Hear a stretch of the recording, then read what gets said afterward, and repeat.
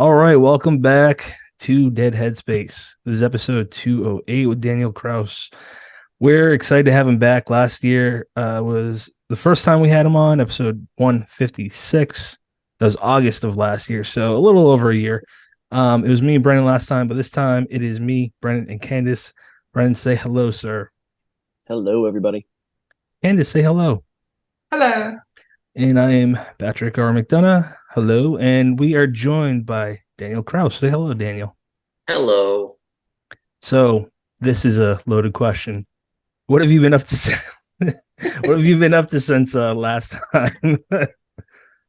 Hmm. Well, last August was it that we just spoke? Yeah, Let's see. That yeah. was You August. you just came out with Brennan, help me out with the title. It The was ghost with, that ate us. that's it. Yep, with the raw dog screaming. Right. Gosh. The Ghost that Ate Us was around then of 2022. I think I had the third chapter in my middle grade Teddy Saga book come out in January of this year. That was called They Set the Fire. And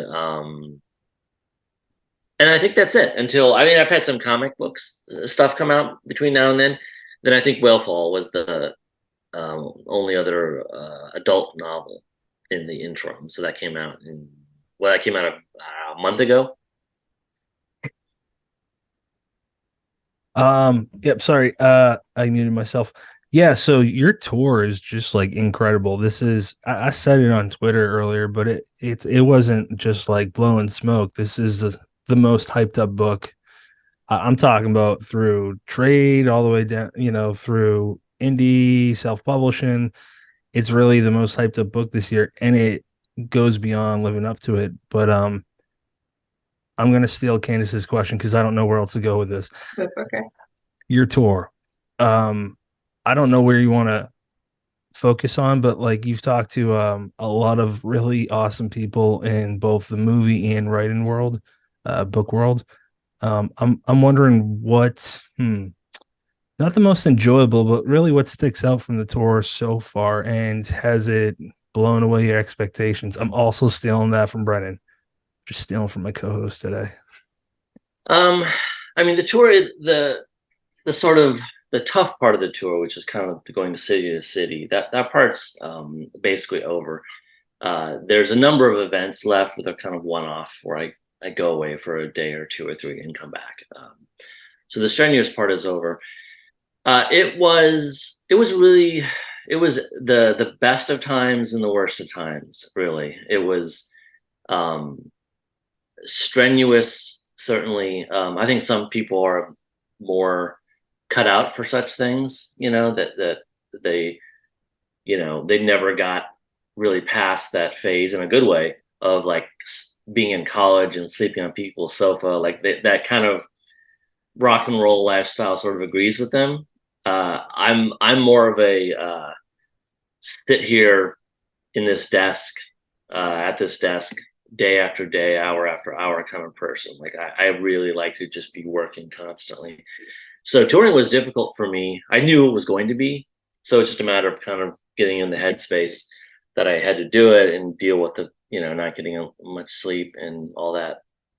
As I'm sure you came across in your research, my sister was dying during the tour, and then did die at the very end of the tour. So that was a constant um, counterpoint to everything that was happening, because the book was really had a lot of success right out of the gate. It went into its fourth printing, I think, on the fourth day that it was out. So it was really, really doing tremendously well.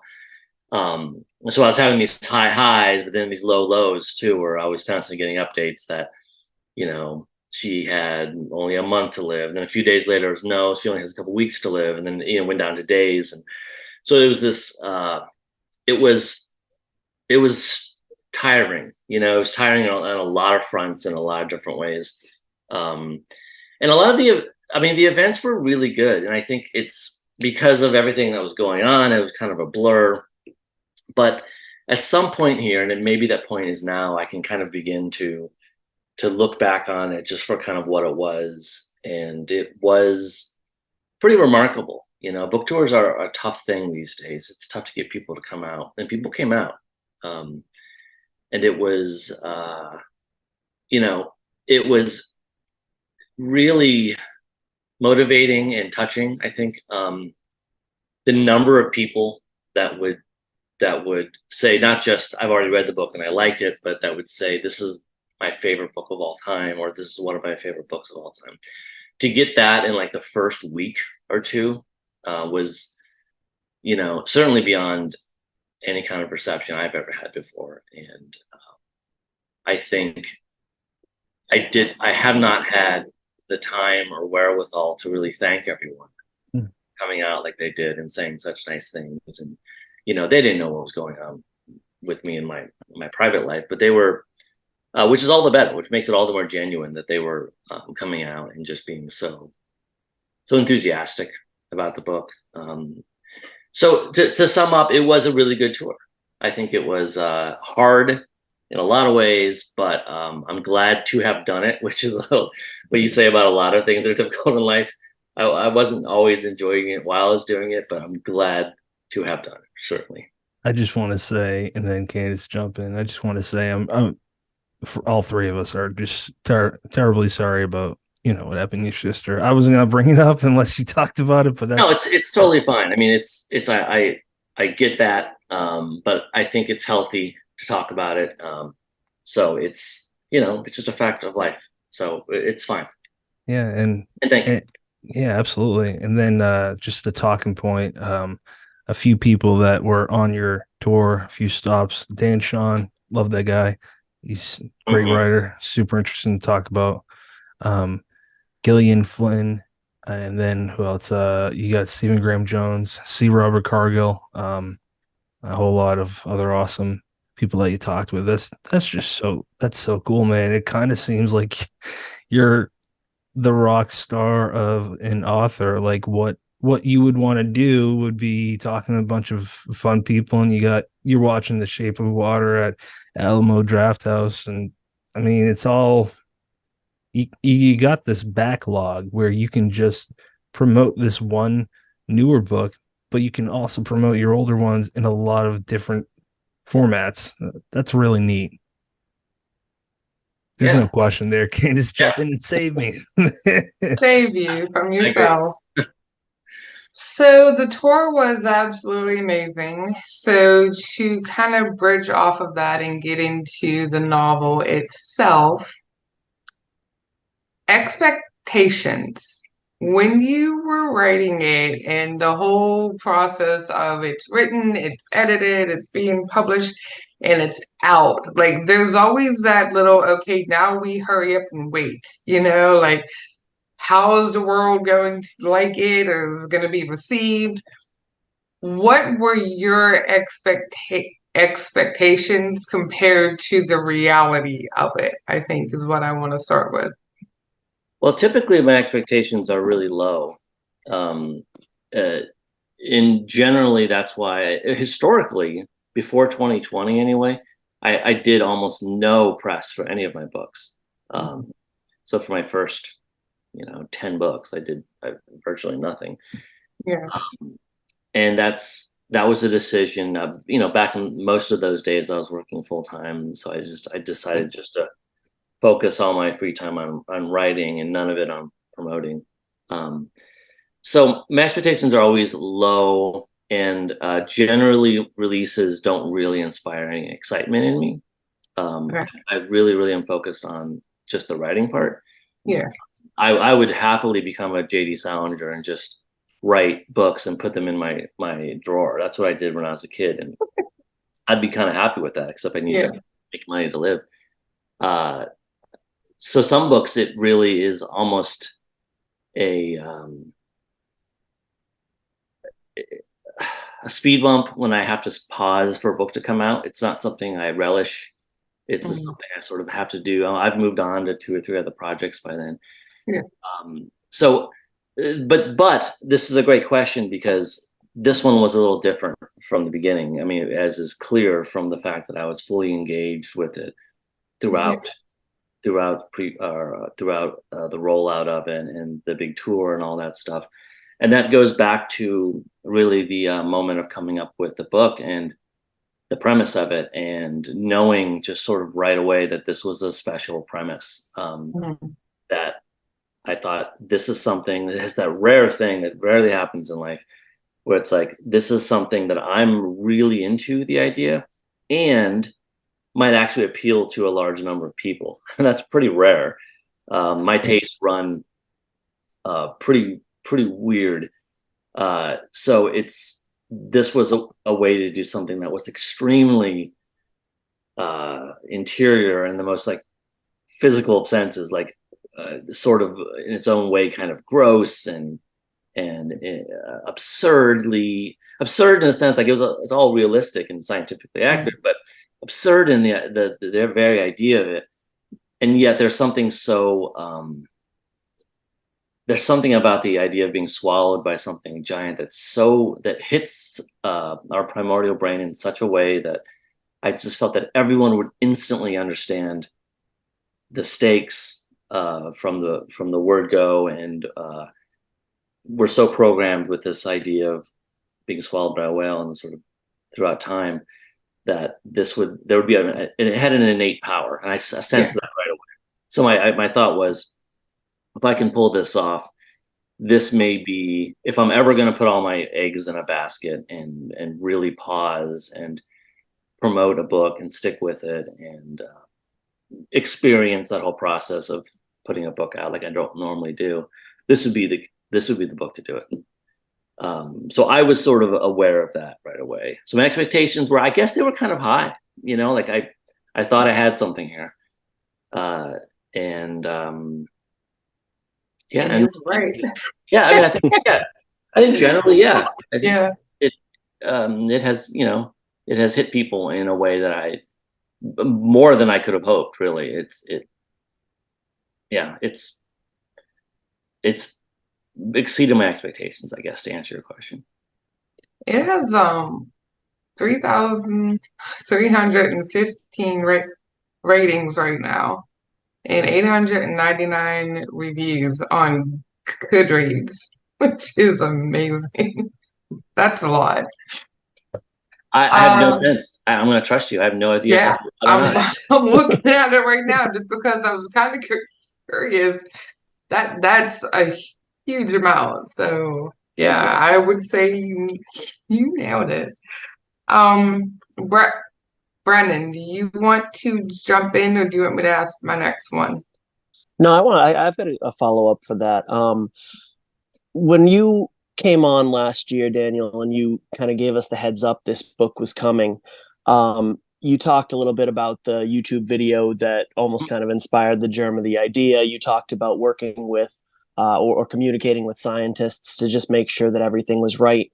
I'm kind of curious if there's anything you want to tell us about the research that you haven't talked about. That's, please do. But also, what steps did you take? Because the pacing in this thing is immaculate. And with the amount of science and factual information, you could have ended up with those Moby Dick walking through a museum type chapters.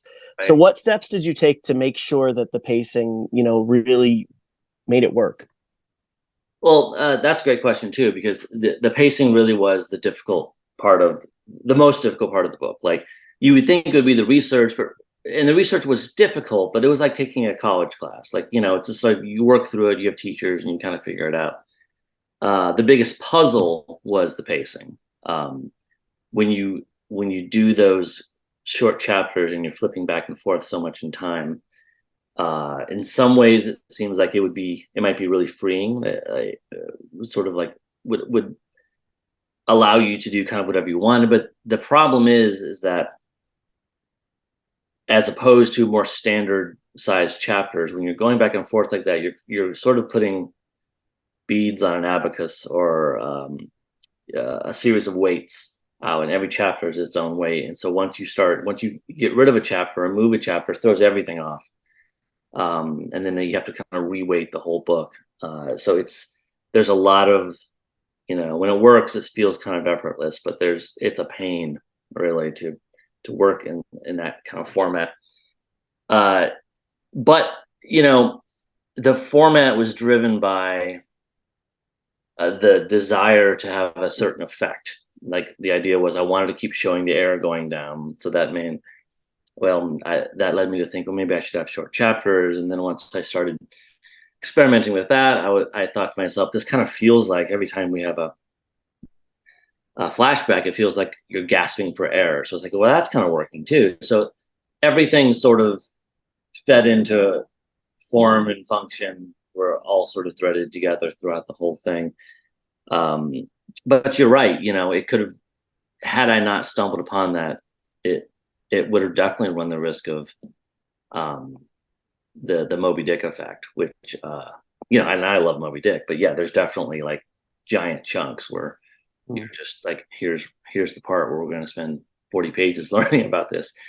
And that's not what you want to do in a breakneck thriller. You want to weave that stuff in very, very carefully, and figuring out where to kind of hang those pieces of information was difficult. So I had a lot of different documents. Like I had various outlines that were sort of like, here's the plot. And I had a different set of outlines that were sort of like, here's everything about whales that I might need to know. And then a different outline that was kind of like, here's what happens as you're losing air and breathing more methane. And I just had to sort of squish them all together. And in a book that's not particularly long. So it was all very much of a balancing act. But there's always an element of luck to it as well. Like I can take credit for it, but I can also admit that sometimes things just work. Sometimes, and if you put out a lot of product like I do, like this is my 21st book, I think, like it increases your odds of finally like getting lucky, in the sense of everything just working right. I do think there's an element of just fortune to it. Like every once in a while, everything seems to, the format, the function, the characters, the theme, everything seems to fit together, and that doesn't happen all that often. Yeah. Now, there's no question to this next part because you kind of already answered it, but you talk about the dual timelines, and it is, in my experience, it's very rare that you come across a book that works in dual timelines where, even if they're both enjoyable, there's usually one where you're kind of itching to get back to the other. And I found that was absolutely not the case. And there's almost like a staccato quality to the writing that you described it as gasping for breath. And I wouldn't have stumbled across that, but that's it. Where no matter whether you are in the flashbacks or you're in the belly of the beast, there's an urgency that you're never thinking, well, I just want to get back to the other part. Balance, I think, is the word. And, I can only add my voice to the choir and say, well done, man. Really well done. But that's a really great point, because that was certainly a concern. I went through that with The Living Dead, my Romero book, where I had the same fear that whenever you have dual timelines, or even like are jumping between characters that are completely separate in geographical locations, you have that fear where like inevitably someone's going to like some elements better than others, and every time they get to one character again, whether it's The Living Dead or The Stand or whatever, like you're going to be like, oh, I kind of want to get back to that other story. So that certainly was a big concern of mine here. Like things are so tense inside that whale stomach that you would sort of naturally think that there is no B story that is going to be able to balance this out. So to make that B story have any chance of punching against the belly of the whale story, I'd have to play my cards very carefully and kind of aggressively in some ways, because that was sort of the underdog story. So to make that have it as equal meaning and weight was going to be a challenge. I think the short chapters worked to my benefit, because you were never drawn away too long. And if you're reading the book, particularly if you're reading it on paper, you can see that, most chapters are not more than a couple pages. Like you're getting back to the whale really soon. And hopefully, if I've done my job right, every chapter of every element of those flashbacks is feeding something in to the next, is in heightening the tension of what's happening next in the stomach. The idea was that throughout the book, Jay, the diver, would be requiring pieces of information from his past. But I wanted each piece of the information he has to pull out of his head be connected to emotion. Like it could have just been he read a bunch of books, right? And then he's just remembering, and there's nothing particularly emotional about that. But every piece of information that he has to recall is tied to some tumultuous moment that he had with his dad. So ideally, that just makes everything that's happening in the stomach, it amplifies the tension of it. How did you pick the value for each PSI? Well, I mean, no one's asked that before, which I really appreciate, because it was kind of hard because I'm really bad at math. So it was kind of just a math problem. I would try to figure out how much time do I think passed in that chapter, and then sort of translate that to PSI, like how much gaseous matter was leaving the tank. And it's not 1-to-1, because it's if you're panicked and you're breathing faster, that's gonna deplete your cylinder more quickly. So I would kind of do my best with that translation, and then of course, I had my expert diver to check my sort of estimates at the end of the book, and he was helping me along the way. But at the very end, I could turn over the draft and say, read through this and pay attention to the PSIs and let me know if there's any jumps in the PSI that feel too like he's lost too much here or not enough here. Thankfully, there's really only divers are ever gonna look at that, and they're the only ones who are gonna have the kind of knowledge base to know. But still, as with everything, everything in this, only experts are gonna really nitpick. So once I went down the road of really wanting everything accurate, then my nightmare was sort of set. Like that was the way it was going to be. Everything was going to have to be accurate, and that was a pain, but gratifying, because at least I sort of knew what I was going for. Where in fiction, if you're just writing, let's say, a science fiction book, there's no real objective bar of how accurate something has to be or not. So you can kind of fudge it. You can be more accurate if you want, or less accurate. This, at least, I knew where I had to be. Like it was almost like I was being graded on it. I had an invisible teacher who was going to be saying, you have to get everything accurate, and that might mean occasionally there's cool things you want to do that you can't do, but so be it. Yeah, that's in my world, my full-time job, working with different gases and cylinders. And oh wow, I just thought that's why it stuck out to me. I'm like, seems, I'm not a scuba diver, but seems legit. And the way you just described your thought process behind that, it just goes to show you your intelligence as a writer. So I just think that's really, really interesting. And I got one question that one of you two, Brennan or Candace, jump in. I don't know if I'm the first to even ask this. I might be the millionth to ask you this. Have you considered this book as a cosmic horror? It's a question I've been asking. I think it is. Yeah, it's like it's not. While that's a genre I'm interested in, it's not a genre I have a ton of experience in. So I've been asking other people who engage in that genre a lot if they think it is. I feel like it is. Like from the very beginning, when the book was just a proposal that I was sending to an editor, I had sort of mocked up a cover, and it was really a whale that was made of stars, really made of like galaxy. Mm. So right from the beginning, I had a sense that there was something cosmic about it, and that there would be a point. And I'd always intended this, and in some ways, it's my favorite part of the book. There's a point in the book where Jay thinks all is lost, and he just sort of has this conversation with the whale. And I always wanted to get to that point somehow where it's like we sort of lose track of reality and we're just going to have this conversation sort of with this unknowable, unfathomable, godlike being. And that felt to me like cosmic horror. But again, I'm not an expert in it.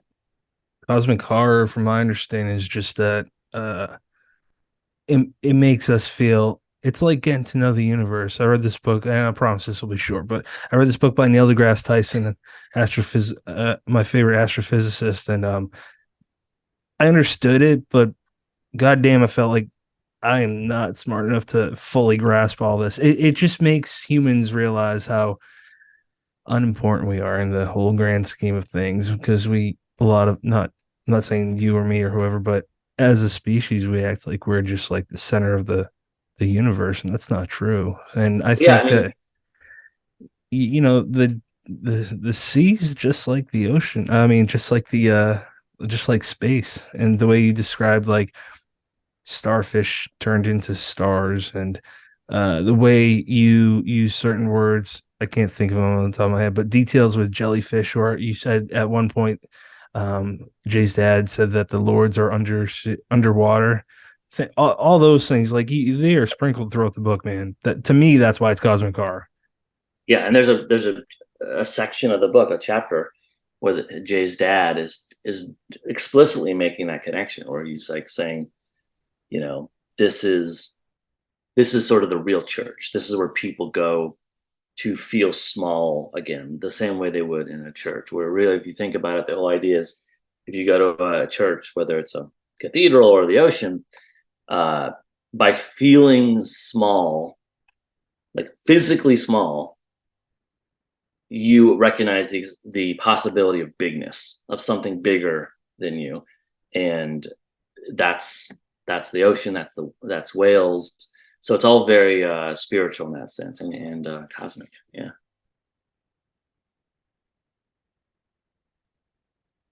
Brennan.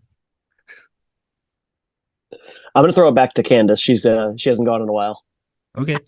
I was waiting for Brendan, but okay. I actually didn't hear you mention it, and I kind of want to ask, even though I think I already know the answer anyway, but I'm going to ask.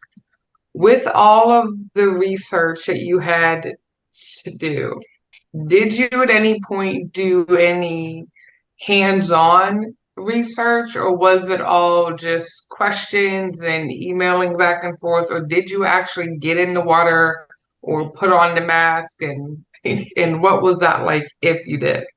Yeah, I did as much hands-on as I could. So this was right in the thick of COVID. So some things were limited, what I could do. The hands-on things that I did was I learned to scuba dive, which was not something I had ever really wanted to do. I'm not big on the water. I'm not a good swimmer. I grew up in the Midwest, so it's just like it wasn't not on my list of things to learn. But I learned how to do that, and that was scary, but also very cool. Right before the bad Omicron wave, like it was coming, you could see it coming. I had like a matter of days. I flew out to Monterey so I could spend a couple days at Monastery Beach and in the town, get the lay of the land. And that was hugely helpful. I literally could stand on the beach and figure out, okay, how does Jay walk to this beach? And I just videotaped the exact walk he'd take. Where would be the best part for him to approach the beach? And then I could talk that over with my diving expert. And of course, the diving expert did the actual dives that Jay does. So I also had video record of the actual dives to kind of paste together with my sort of beach videos. What I didn't get to do, and what it's illegal for me to do, was be present at a beached whale sort of dissection. So the only time scientists can really examine sperm whales when it washes up dead. And even at that point, they have maybe 24 hours with it before it has to be removed.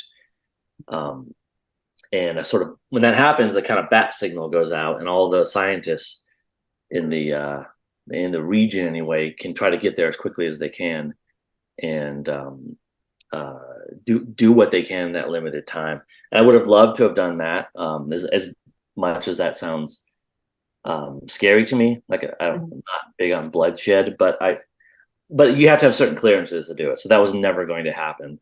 And I pushed a little bit and tried to see if there's a way I could do it, but it just wasn't. It wasn't going to happen. So I did the best I could. I visited what museums I could to look at their various specimens, whether it was like a whale brain or a whale heart or whatever. But there was no way I was going to really be able to get my hands on a sperm whale. So, but I did what I could. I talked to constantly to experts who were dealing with these things every day. Yeah, I mean, I went as far as I could with it. When I read it, I know nothing about going underwater as far as I could dive. I've been in the ocean, I can swim well, I've done all of that, but as far as diving or any of that, nope. But when I was reading it I swear it just felt like it was written from just a professional, just hands-on point of view, just step by step by step. Like you lived this almost. Like it just pulls you in, and I was like, I wonder if he actually got to do any of this, like how much of it. So yeah, Well, on that's tour, great. there's not that whole lot of like sperm whale experts out there, so I didn't Yeah. encounter any of those people. But I did encounter a lot of divers who Mm, showed up at the events, and I would have guessed that at least one of them would have pinged me on some things, but none of them did. Generally, the feedback I got was they couldn't believe I wasn't a diver. Yes, that's And cool. That's so cool. now that said, someday my luck's gonna run out, and a diver's gonna get in my case, and I'm sure they'll be right. But offhand, thanks to my own diving expert, Connor Gallagher, I think I mostly pulled that off. And you're right. Like part of it is knowing what you're talking about, but part of it is speaking with sort of an authority and using the kind of terminology that's a diver would use, and just so it conveys to your reader, even if they can't follow everything you're saying, that okay, this writer, it sounds like they know what they're talking about. I'm gonna trust them. Yeah. The storyline between Jay and his dad, I could almost hear his father like speaking. Me too. Like, he was just, I feel like he was spot on to be any one of those divers or fishermen that you would find out on the coast and everything. Like the way he spoke, the words he used, like I could almost hear the harshness in his voice and everything. And then the comparison with Jay and how Jay always kind of felt like he was the weaker one and his father was not proud of him and all of that emotion that went into that part of the storyline. Were there some points in there that hit a little too close to home with you, or was all of that just pulled from different like aspects of just life? And do you know someone that you kind of pulled a lot of his dad from, like someone who maybe speaks like that or kind of behaves like that? Because he was just so real. I really Yeah. liked him a lot, even though he was harsh, but I feel like he just became so real. Yeah. Thank you. Yeah. Some of that's biographical. It's true. Yeah. It, my dad certainly was not. I mean, there's a point in the book where Mitch kind of goes way over the line, and endangers his son really, and my dad never did anything like that, certainly. Yeah.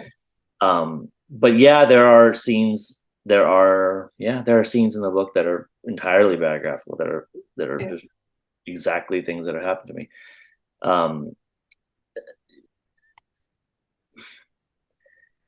Yes, I mean, the answer is yes.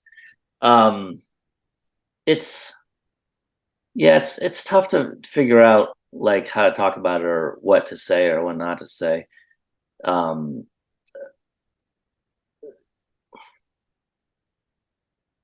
We can go with yes. yeah, We can go with yes.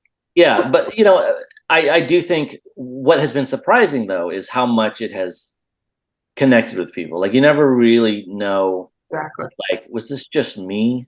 Am I off base here and feeling the way I feel? And it's like so many people have like, wow, this has really feels like something that I lived, you know, my lived experiences with my parents or whatever.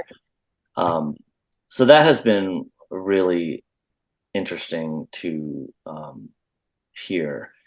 Because It hits home a lot. Like yeah, there's it's something universal about it. relatable on Yeah. a very emotional, just it hit me a lot because like I have certain experiences in my past with my own dad where he was just very sort of harsh and very blunt and very, just kind of there were times where he just sort of made you feel a little bit small, like a little bit like less than, and you feel like, okay. And there were some moments in the book that I was just like, wow, okay, I felt that. Yeah. So, By the same token, I think people, some readers anyway, and certainly me as the author, was surprised, and this was not really something I saw coming when writing it, was surprised by how much I came to appreciate Mitt, the dad character, and have sympathy for him and understand him. yeah, Like I think I came to understand him better than I set out to, yeah, and that I came to realize that the lessons that he was constantly trying to give Jay was his version, the best he could do at the time of giving love to him. right. It was poorly applied, but like that was how he understood Yeah. how to do it. And I certainly found myself empathizing with or identifying whether I wanted to or not with Mitt more often than I wanted to. Like I started out, you know, oh, I'm Jay. We're all reading the book. We're all Jay. But Right, there are points where the book kind of catches you off guard, and as it goes on, you're like, well, maybe I'm a little bit Mitt as right, well. right. Yeah. I think that whole part of it was just extremely well done and relatable for many, many reasons. And yeah, like I think all of us, maybe at this particular stage of life, we are like a little bit Jay, but I think also we're a little bit Mitt because maybe at this stage of life, we kind of understand our own moms and dads a little bit more than we did at that age that Jay was. So we're kind of at the stage where, like, yeah, we still remember how it felt like to be Jay, but we also understand where they might have been coming from as an adult now and like looking at it now at that level, if that makes Yeah. sense. Yeah, you have to kind of accumulate enough failures in life in a way to sort of like Yeah. understand an older generation and of your parents or whoever. Like it, you start to realize, oh, things. It is hard to be the best person to everybody. Like somebody's going to get your. You can't be everything to everyone. Somebody's going to get your bad side. Brandon? Um, I am gonna try and ask this spoiler free, and if I botch it, please let me know and we can cut Okay. this. Poop him on the nose. Okay. I'll The shut up. my favorite part of this book, but just kind of my experience reading this book. When you think of a thriller, a lot of times, more often than not, they have this kind of foregone conclusion: the hero wins. And I remember hitting a point, maybe 80% into the book, where it just hit me that Jay was in a place where I legitimately wasn't sure whether or not he was going to make it out. And what really struck me was that up to that point, thematically, you had made it work so that the ending could go either way and it would be satisfactory. It would be a payoff that the reader can't help but, accept, inevitable almost. And I guess I'm just curious how. Yeah. What kind of how did you kind of lead up to that point and craft that kind of almost unexpected aspect of a thriller? Well, I love hearing that. Certainly, when I was plotting out the book, I didn't know either what if he was going to make it or not.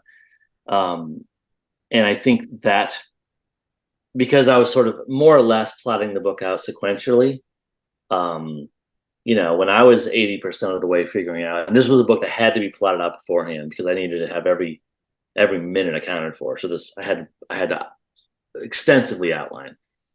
So when I got 80% through the outline, I didn't know which way it was going to go either. And I think, and maybe that's why it works, is that I, in some way, was sort of creating it in such a way that it felt like maybe I was hedging my bets. Maybe I was saying I got to make this work one way or the other, and I don't know which way it's going to go. And ultimately, the way it went, was based on something I figured out along the way that determined how the end should go. But I really appreciate that and really value that.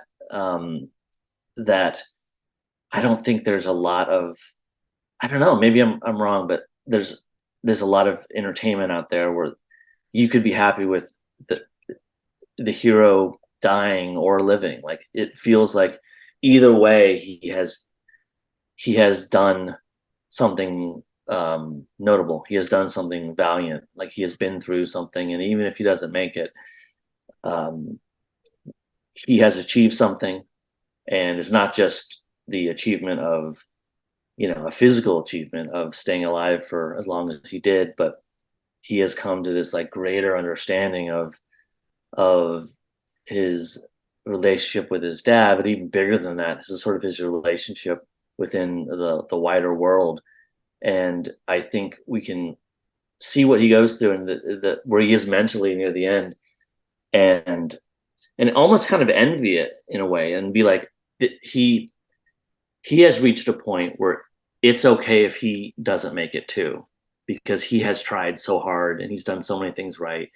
And in some ways he's achieved a kind of zen there in the stomach that he never would have achieved online. He's outside. I mean, he's almost achieved a peace that he never would have achieved on land. In some ways, even if he dies, he's in some kind of elemental way, he's almost better off than he ever was before, which is a weird thing to say, but I think that's something that's maybe generally not a part of survival tales. Usually if it's this tale of someone getting mauled by a bear, you just want to survive being mauled by a bear. There's no, like, you're not kind of coming to terms with life on the planet. Where this says there's something, again, sort of cosmic about being inside the stomach. It feels like you're in the womb again, and he's getting this chance to be reborn in a sort of better, wiser way. I don't know. I'm feeling emotional about it right now. I feel like it's there's a certain magic to this book that I certainly could not have meant to put in it. But I can tell you this much: I've never written a book where I'm sitting here doing interview number 50 and feel teary-eyed. Like there's something about this that can even affect me this far into the talking about it. Like there's something strange about this book. That's pretty incredible to hear. And I'm pretty sure this is public. If it isn't, tell me and I'll cut it out. But he also got a film deal for this book, which is pretty insanely cool. I don't even I just wonder what is that going to be like. Yeah, you and me both. I'm not I'm not asking you to reply to this specific thing, but Guillermo, I'm not saying this because you worked with him, but Guillermo del Toro, I love that guy's work. He seems like a perfect choice for it. Again, I'm not asking you to reply to that thing, but sorry, go ahead. Yeah, I mean, yes, it has been optioned by Imagine Entertainment. It is an interesting concept to try to visualize. Um, in some ways, it's seems impossible, but in other ways, you know, like any single room movie, like a lot of them are based on plays or whatever. Like this is largely self-contained. If you can build that one set really well, it'll be a weird, squishy, rubbery set. But one of the wild things about that that you learn in the book that I learned when researching it is that this whale stomach is not some black pit. It's this amazingly colorful, almost neon colored uh, chamber of bioluminescent creatures, jellyfish and squid, and they're emitting these incredible colors. So it's talk about cosmic. It's almost hallucinogenic in there. So it is way more visual than certainly I would have thought going into researching it. It's the quarters are tight certainly, but they might be kind of amazing to look at. Sure. There's very little, because of the strikes and stuff. There's almost nothing I can tell you about the movie except that it's, hopefully will get made. And that's about all I can say. You guys have any other questions about Whalefall? I'd actually, before we let you go, Daniel, I'd like to make sure that we spend a minute talking about middle grade books. First off, congrats on the very first middle grade Stoker. That is really awesome. And having recently read the Teddy's books, well deserved as well. I'd love to pick your brain on your approach to middle grade books, because what blew me away about those is the way that you told a story that's very clearly geared towards that age range, but without pulling any punches, without talking down to your readers, and essentially just presuming competence. Yeah, I mean, there's some things in those Teddy's books that I honestly can't believe I got away with under a major publisher, no less. Yeah, I feel like I'm just going to tell the stories I'm interested in, and I don't ever think to myself, oh, I want to write a middle grade book now. That'll be a good profit stream for me. I'm just coming up with story ideas, and then sometimes when I came up with that one, believe it or not, my first thought was, this is just going to be an adult book about teddy bears, and then I was like, no, I could write it in this sort of like charming, simpler prose style, and then pretty soon I was like, yeah, this should be a book for kids, but the content never really changed in any of that. Like, all I sort of scale when I do books for different age ranges is the language. The ideas I don't scale at all. And I think there are parents out there who don't appreciate it. But they don't. There's lots of kids books out there. Like the stuff that really affected me as a kid was stuff that a lot of people, well, everyone would have considered too much or too far. I bet all of us here saw and read things we shouldn't have when we were young, and that stuff. I think fair enough. I think some of that stuff probably scarred kids, and they were afraid and they ran the other way, and that's a totally rational experience. But there are some of us who read and saw those things and ended up becoming really good for us. Like it showed us where our limits were, which I think tends to create people who have broader horizons and who are open to more kinds of things and peoples and cultures. And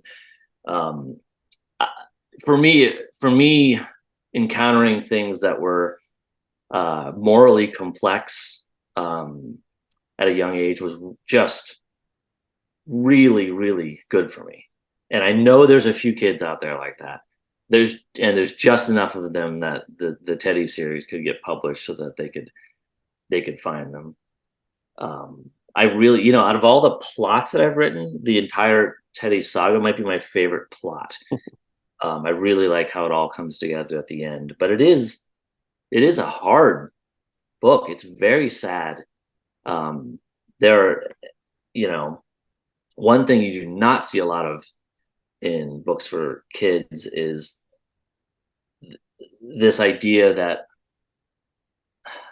something akin to like the kid version of mob mentality, like that we all can be part of the bad guys. There's a scene near the end of the first book where the teddies, the good teddy bears, sort of enact.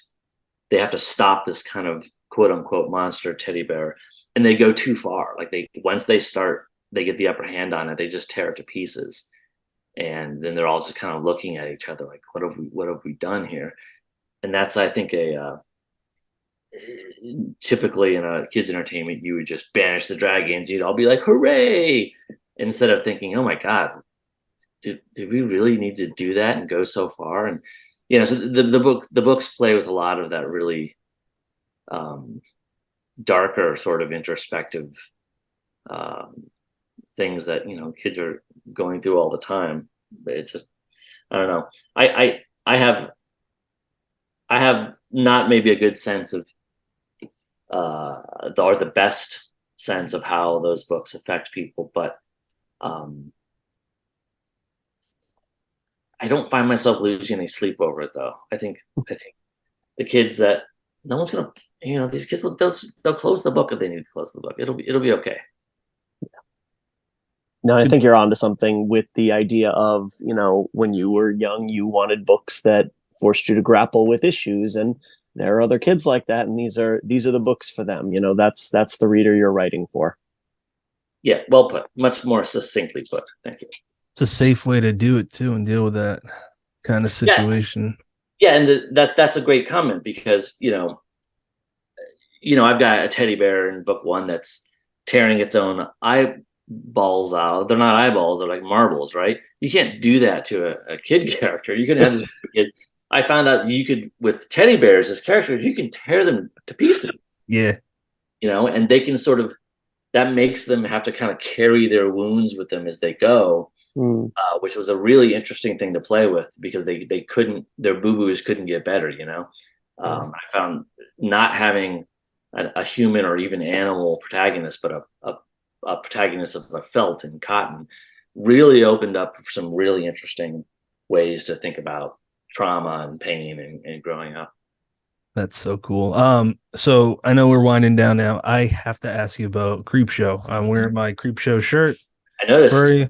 I am a huge fan of the first two movies. I like the new, the reboot. Well, it's not a reboot, the TV show. And once I saw your name on the holiday special, I mean, I was already gonna ask my wife for, because I never really want anything for Christmas. That's coming out in December. I'm like, there it is. That's what I want for my gift. And I want to hear from you how you got involved in that. Yeah, I mean, I'm not a real big like obsessive person about, like, I'm not a big participate in a lot of fandoms or anything like that. I have two exceptions. That one is Night of the Living Dead, which I'm utterly obsessed with. It's a good movie. If I were to pan around, you would just see Night of the Living Dead everywhere. Second only to that, and really there's only two movies that I feel this way about, is Creepshow. I just love Creepshow. But the first and or the second? I mean, the first. I like the second a lot, but the Creepshow and Night of the Living Dead are just sort of my favorite movies. So my professional relationship with Creepshow began with the TV show, right? So I wrote 2 episodes of that. And I'd be happy to write all the rest of the episodes. Like I love Creepshow so much. And I love that the tone of it is just so fun. So much fun. When it's done right, there's just nothing better for me. And so, you know, they started the Creepshow comic book, and I just really wanted to get involved with that. Um, and I've been knocking around this idea for a couple of years about Christmas stockings, because I noticed how the classic Christmas stocking, you know, that kind of goes down to the ankle, but then the foot is really small.